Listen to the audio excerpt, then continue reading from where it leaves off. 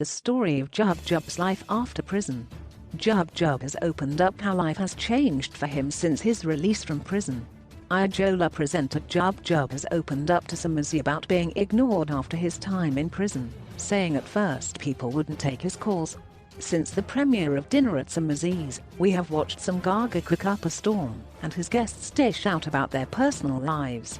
This week, the Idol's SA judge had Jub Jub over for supper. The musician opened up to Somizi about people cutting ties with him after he was released from prison.